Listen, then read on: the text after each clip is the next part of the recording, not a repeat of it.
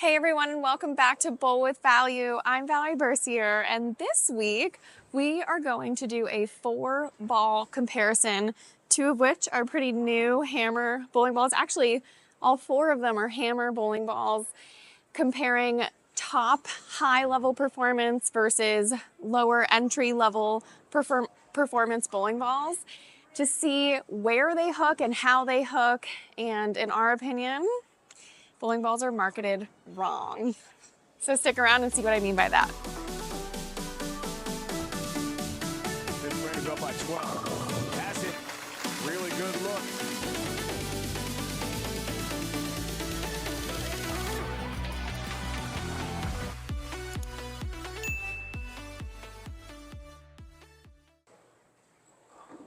All right, here we are back at Sherman Bowling Center. My favorite pair, I think, lane 2. Like I said, we have 4 balls. We're gonna go from high level performance, the Hammer Pure Envy, down a notch to the Black Widow 3.0, which is upper mid performance. Lower mid performance is the brand new Hammer Anger. And then the lower performance or entry level performance is the Raw. So I'm going to start with the Pure Envy, and because it's the most expensive ball. And I don't know if I'm the only one or who out there actually, I gotta fix my thumb, who bought like a really expensive couple $100 bowling ball expecting it to hook a ton and it didn't, versus the lower mid performance of the Hammer Anger is actually, it hooks a lot. And so you're getting, more ball for your money. The other part that we were thinking about was it's where it hooks on the lane. So each bowling ball has the same amount of hook potential, essentially. I mean, differentials and stuff. But in terms of just the concept of hook potential, say it's out of 100, but if this Pure Envy uses, say, 50% in the front part of the lane because of the cover stock and it's gritting its teeth into the lane, then it's only got 50% in the back, so it'll appear to hook less. So that's why I think, these big, strong monster balls are gonna hook. You'll see. This one does not hook as much as the other ones that I'm gonna throw. So here we go. Pure Envy, I'm standing on 12. I'm sorry, I'm 5 left of that. I'm standing on 17, looking at 12, 13.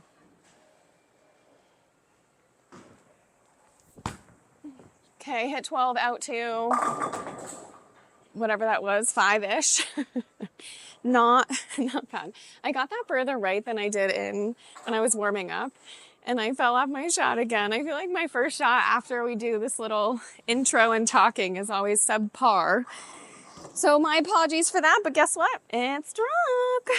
So I'll throw that one again and see what it does. But, it hooked a decent amount, especially off the friction. It blended in my eyes, though. It blended pretty well. So again, I'm going to do 17 with 12-ish. Okay. You see it just like read, and nice and slow. Got that perfect entry angle. I watched the ball go through the pins, split the 8-9. So it's retaining a good amount of energy too. Something that you'll notice with balls like the big, strong, super expensive bowling balls are they're not going to retain energy because they're supposed to hook earlier and blend patterns. So this is a fresh house pattern here, and it is their league pattern. It's their longer, more volume pattern than I bowled on in the summer, which is why I'm further right than I usually am. Here we go, same one. Let's see if it's the same shot. It's blending pretty well.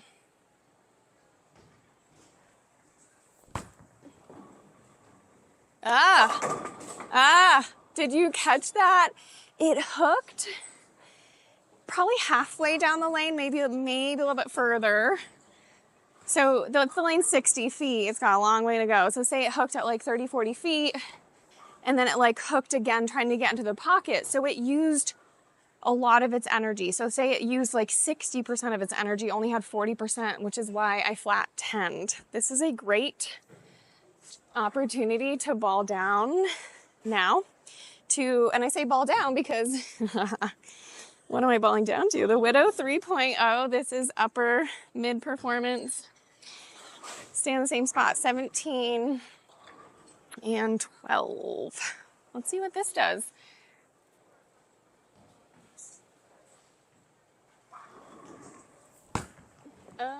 Okay. Dang. I got that in, and I've used this ball on a lot of videos on this channel so far. It is by far one of my favorite bowling balls because it's so versatile. It can be used on so many different patterns, and its hook potential is really high.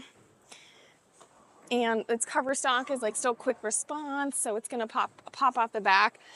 Let me see if I can get it out a little bit more like I was doing with the Envy and see what it does. Does it respond harder off of friction or bleed and almost like deflect once it gets to the friction? So let's see.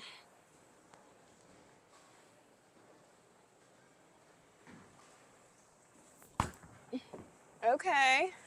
Oh, that drove the 8-pin. So definitely retaining more energy. Circled it just a little bit more. I like that look. And that would be a great 1-2 punch. So when the Pure Envy starts to go, meaning run out of energy, flat 10, Widow 3.0 would be a great ball down. So let's see, I'm gonna go to the Pure Envy, or sorry, from the Pure Envy to the Anger.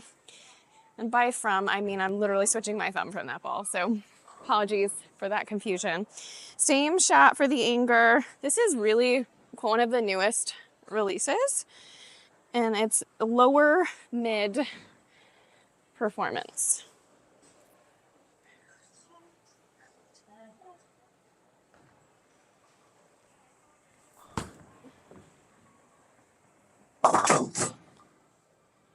Did you see that? That's what I'm talking about. This ball is not, in the grand scheme of things, super expensive. It's not one of their like big, strong hooking balls. And yet, I'm gonna have to make a 3-board move. When I leave a 3-6-10, that's an automatic 3 boards left with my feet and at least 1 or 2 with my eyes. So it hooks a significant amount more than even the Black Widow 3.0. So interesting. So let's make that move. See what it does. Standing on 20.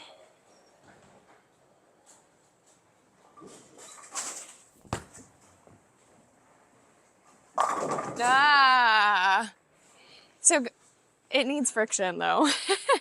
So in terms of, okay, going back to the 100 point scheme or rating, this one it looks like it retains a lot of energy for friction, probably needs actually to blend and bleed a little bit more in order to get the right entry angle into the pocket, because that sailed through the oil, didn't see enough of the friction, came late into the pocket, kind of flat 10, wrap 10 city. So that one would be, it's using maybe like 20% in the front and then 70-80% in the back because of its cover. So what you could do when you need it to, so say Anger is a ball that you want to get, but it's too angular, put some surface on it to blend it. I have a couple surface videos that you can reference.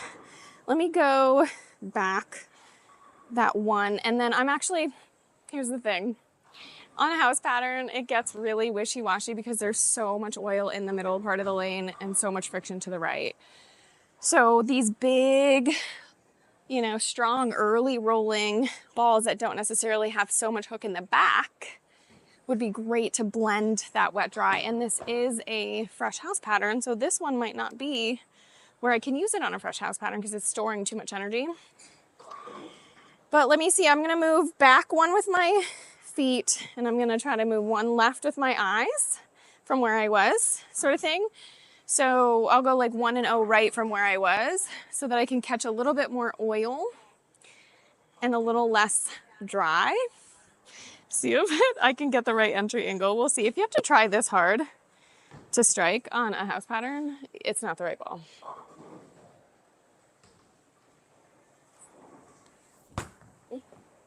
Better.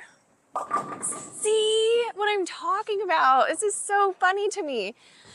I absolutely like how much this ball hooks because I'm going to use it. I'm gonna need it at some point. For example, on a long pattern video from a week or two ago, you need that spark in the back because you have such a short period of time for the ball to hook. So you need that quick response. You need that shinier through the front so that it can store energy for the back. Something like this, it's way too like over under. So, all right, let's go to the entry level, pretty inexpensive bowling ball, the Raw. Must have caught something on coming up from the ball return. It's kind of yucky. Let me wipe it. So I've never actually thrown a Hammer Raw, and I know a lot of people that will use it, especially on burn, because it is so shiny and weak, so not a ton of hook potential. I'll just go back to where I was, 17, where I was striking with the Widow and the Envy, Pure Envy. 17 with my feet, 12-ish with my eyes.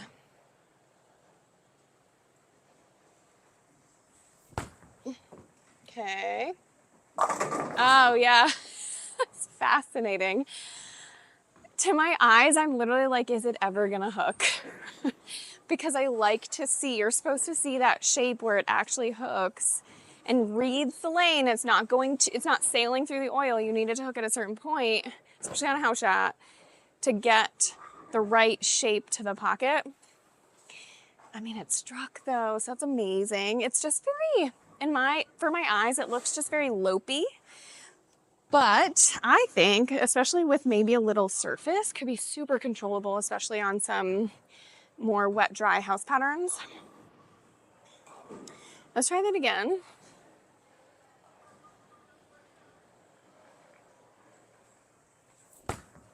Oh, I got it in. Oh, shoot.